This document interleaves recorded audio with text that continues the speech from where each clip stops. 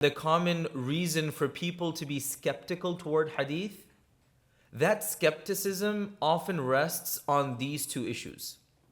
A person, you'll bump into him or her and say, what are your thoughts on hadith? And oftentimes their first reaction will be, I don't trust hadith. You'll ask why?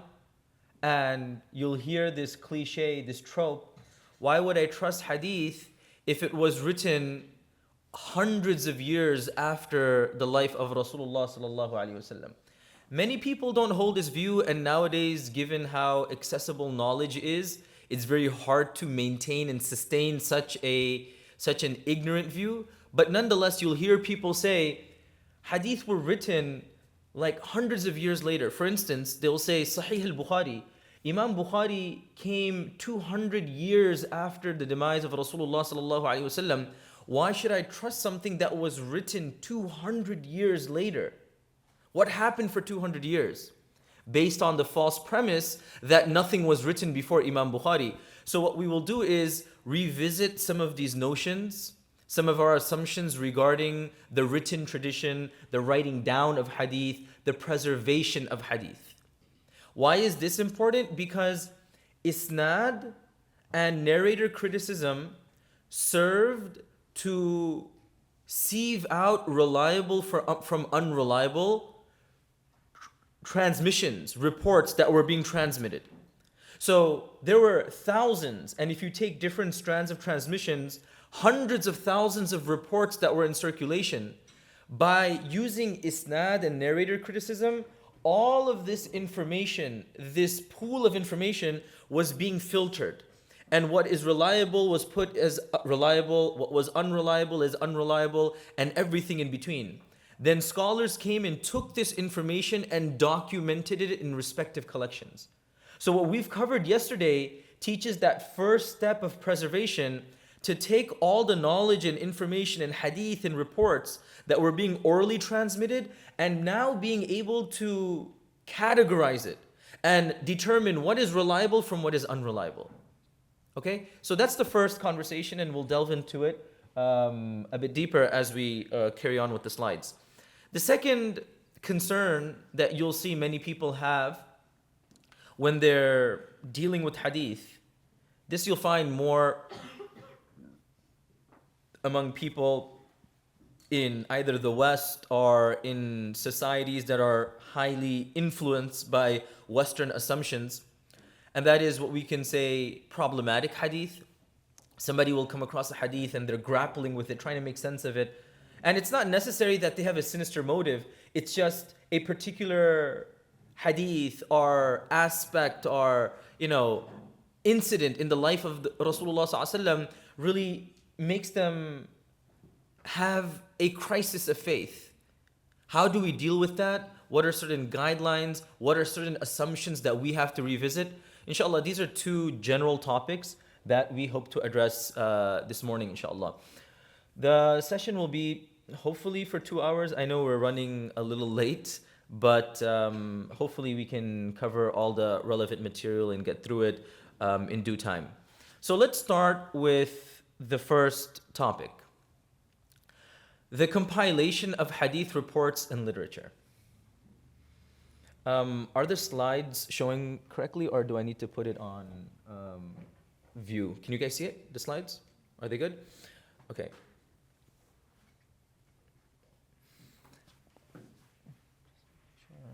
All right. There are a few things we're going to talk about. And let me start with a question. Let's say I share some information with everyone here. I tell you a story about my life. As a child, growing up in New York, such and such thing happened while I was going to school. So I share this information with you guys. How will you preserve that information? Just think about that for a moment. I tell you an incident. As a child in New York, growing up, I'm going to school. I bump into a friend of mine, and we have this interaction, and then this happens and that happens, and it's a very long story. and I tell that story to you, how will you preserve that information? By show of hands, anyone? Yes. You can write it down. What else? Trust my memory. Trust your memory. Yes. Narrate to someone else. So even in our day-to-day, we can see how when we preserve knowledge and information, it doesn't only take one form, it takes many forms. You can write it down. Take note of it. So as I'm telling and relaying this story, you're writing it down in your notes, or you're writing it down, or you're taking note of it on your phone. Or you trust your memory and you just listen, and you're able to commit it to memory. Or your memory is very weak, but for the few moments you're able to remember some of the details, you go to a friend or someone else and you share it with them so that they can preserve it or remember it. And sometimes if the information is such that you practice on it, by bringing it into your life, you will remember and you will not forget. When we think about hadith, whether it's in written form or orally transmitted, when I say something like إِنَّمَا الْأَعْمَالُ بِالنِّيَّاتِ, actions are based upon their intentions. If you read this in a book, or you hear a speaker share these words, how did they come about? How are they preserved? Because let's put ourselves in the shoes of the Sahaba. As Rasulullah sallallahu alaihi wasallam is committed to the mission of the Quran and calling people to Allah subhanahu wa ta'ala, there are hundreds and thousands of people who are attending his lectures, his classes, and they're all preserving his memory, his legacy, and all of the knowledge that he's sharing. What we call hadith, what we call the sunnah, is the legacy of Rasulullah sallallahu alaihi wasallam as conveyed to us through the companions. And if we want to determine how much confidence, how much trust I should have in these sources, in the hadith, well, we need to go back to that initial moment when the hadith was initially conveyed to the Sahaba and how they preserved it. And as one of the sisters asked yesterday, there's a difference between the Quran and the Sunnah. The preservation of the Quran is word for word. The preservation of the Quran has no doubt. The preservation of the Quran is something that requires little introduction. When we come to the hadith, yes, in terms of historical documentation, there is no other source apart from the Quran in the history of humankind that can parallel the rigor with which hadith was preserved. But that does not make it on the level of the Quran still. There are different levels. What led to this phenomenal preservation? That's inshallah what we will be covering today. So if we're in the shoes of the Sahaba and we're listening to the Messenger of Allah sallallahu alaihi wasallam, and we think this information is so valuable, how can I preserve it? And we have to understand the preservation of what the Prophet alaihi salam was teaching them wasn't just a novelty, wasn't just something if you wanted to do it you could, if you didn't have to. It was actually a commandment. The Prophet ﷺ says, بَلِّغُوا عَنِّي وَلَوْ آيَةً. It was part of his mission to not just preach and convey, but to produce people who will do the same as well. So from the get-go, they had in their minds that this is not knowledge that I'm meant to just hoard and preserve for myself. Rather, I need to preserve it with this intention in mind. How can I send it, convey it to posterity? How can I give it to others? So there are several methods. The first and most common method was memorization. And this is what the Sahaba were best at. They're used to an oral transmission, an oral tradition. You know, when we think about 7th century Arabia, you would imagine nomads sitting around a bonfire, telling stories about the past with no written material available. and being so frequently accustomed to memorizing things, it was the way of doing it. I mean, just think about this for a moment. It was what, like 15 years ago when we would memorize phone numbers? Nowadays, I still can't memorize a single phone number. It's so hard because I'm so used to just, putting it on my phone and just quickly checking the directory. Whereas like 15 years ago, you couldn't just preserve it. You'd either have a notebook. I remember, subhanAllah, when I was young and I went to study in South Africa, my father, he would make this small notebook with all the numbers of my family members, so in case I wanted to call them. So I had like 3-4 pages of phone numbers. Now I don't remember a single one of them, but back then you'd be forced. For instance, directions. You're more like logistically adept. You know how to get to places. But when you begin to rely on notes, what ends up happening is your memory weakens, and obviously you don't use that as often. So for the Sahaba, memorization was key. It was an oral tradition. They were poets, they were orators, and they would rely heavily on their memory. So memorization was the first.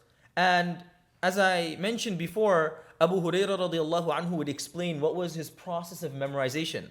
Nighttime, he would spend 1/3 praying salah, 1/3 sleeping, and then 1/3 revising and memorizing the material of hadith. Since that's the most common method and it's not that contentious, we don't have to spend much time with it.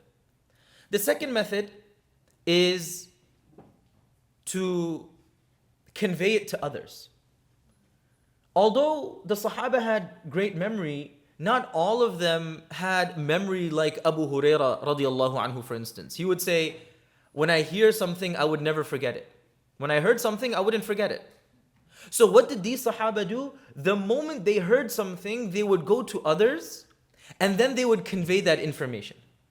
And by conveying that information, now you have two people preserving the same narrative, and it adds to its reliability. The third method was practice. If you study Islam and you study Hadith, it will immediately be apparent that majority of the injunctions are practical advices. How to be a better parent, how to be a good child, how to be a good neighbor, how to pray salah, how to give charity, perform hajj, so on and so forth. So even if your memory wasn't that great, even if you didn't write it down, even if you did not convey it to others, the moment you heard this, the moment someone like Aisha radiallahu anha heard that there is such and such reward for praying salah, they immediately put it into action. And by putting it into action, the legacy of the Prophet ﷺ was preserved. There's a scholar, Maulana Ahsan Gilani, Maulana Manazir Ahsan Gilani, he says something interesting. He says, the companions, they lived in an oral tradition. And in the modern day, we're accustomed to a written tradition. If it's not written, we often are highly skeptical. And people will ask, although we have so many books of seerah, lives of the Prophet ﷺ, they were compiled much later. Did any of the Sahaba write a book on seerah? Do we have someone among the Sahaba, like in Ibn Abbas, who writes, this is the life of the Prophet ﷺ, beginning from his birth to his demise, alayhi salam? And he would say no. But he says, forget about one book, they had thousands of books. Why? Because their lives were modeled around the Prophet ﷺ so precisely that they were living examples of everything that he represented. So they didn't need to write a seerah, they were a breathing, walking seerah of the Prophet ﷺ. So not only one copy, there were hundreds of copies. And that's why perhaps the most pivotal, instrumental method of preserving the hadith and the legacy of the Prophet ﷺ was the communal and inherited practice. You'll go to Medina and you'll see Nabi sallallahu alaihi wasallam's image everywhere. You will see his legacy everywhere. You will see his life in practice. You go to Iraq, you go to Egypt, you go to later on Khurasan, you will see his life everywhere. So the oral preservation accompanied by the practical implementation was more than sufficient. However, given that we live in a predominantly written tradition, it is important to explore, did that exist? And if not, why? Because we can sit here all day, talk about the strength of the oral tradition, and that's important. But for us, that's a very foreign concept. It's alien to us. How can a civilization rest on just orally transmitted reports? We're used to having things written down. Imagine if everything that we have, our notes, our books, magically disappeared overnight, how difficult it would be for us to fathom living. So let's address the fourth and perhaps the most controversial method of preserving knowledge, and that is writing down hadith.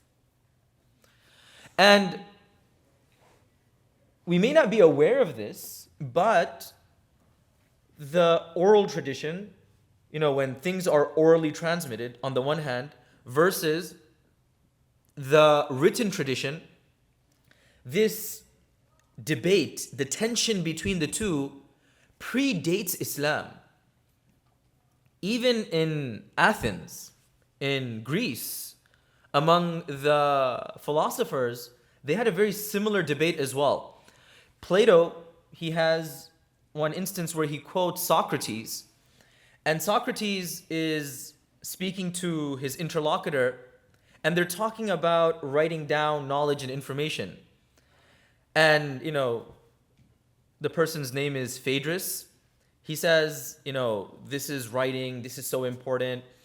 And Socrates, he says to him, look, writing down any knowledge will make you dependent on what is written and not your memory. It will be misleading. It is not beneficial. And he goes on, speaking about the harms of the written tradition. So when we talk about orally transmitted versus written documentation, this tension always existed in human societies. It was, what is more of a convenient, what is a more robust conduit of preserving and conveying knowledge?